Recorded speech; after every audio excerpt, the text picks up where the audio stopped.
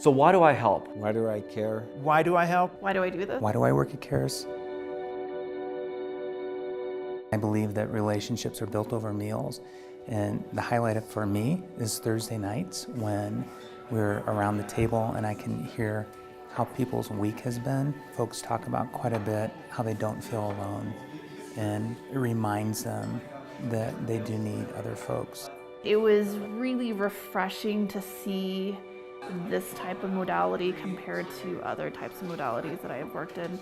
Just the community aspect of Karis, that's so different than so many other programs that I've worked in. The fact that the community members actually get to choose who comes into the program, it's kind of groundbreaking because all the other programs I worked in, it was, staff's decision. I think the other factor is that you see a lot of growth here. Folks struggle and it's really hard when they first come in, and there's always bumps in the road, but you see people make progress versus in other positions I hadn't really seen that as much. As a native Hawaiian, this idea that ohana means family and family means no one gets left behind really encapsulates the meaning of Karis here. You cannot define someone by what their diagnosis is. But what you do need to know is that if you listen close enough to their stories, you can find compassion, you can find grace in everyone.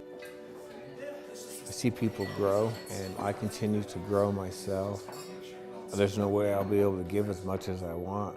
I mean, I was not a very good person before here, and I had nothing to feel good about myself. And now, I do feel good as I give, and it's just a real simple life where I can enjoy what I do and who I am. I was at the worst when I was back in Minnesota and very depressed and not able to work much and really experiencing a lot of loss. And I was at my folks' house and I was crying. And my dad, who didn't always know how to connect, his job was connecting with people, but with his son, I think it was hard to see that kind of deep struggle and not be able to reach in and fix it. And he said to me, "You need people." And that was it. And I remember he left the room. I mean, it was 12 years after that I found people here.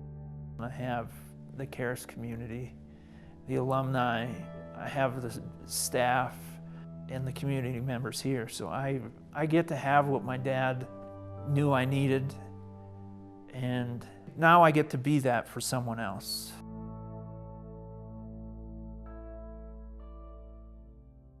One of the things that we talk about at Karis that is unique is that individuals come here when they're at their lowest point of their life and they have lost everything. It could be possessions, it could be relationships, and it's an opportunity for them to rebuild their lives.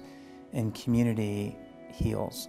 And I was struck when I walked in the front door that there was really a sense of family and home.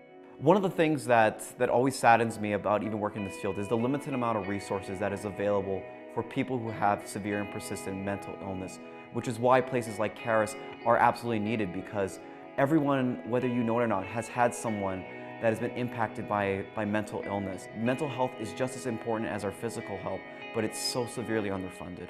The reason why I help is because I want to give people a sense of family. I want people to know that I'm a part of their ohana as much as they are a part of me. Why do I work at Karis?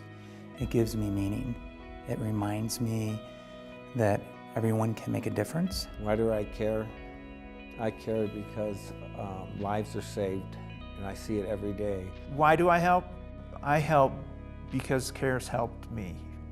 Why do I do this? I do this because I believe people deserve compassion and empathy, and I know Karis gives that to people.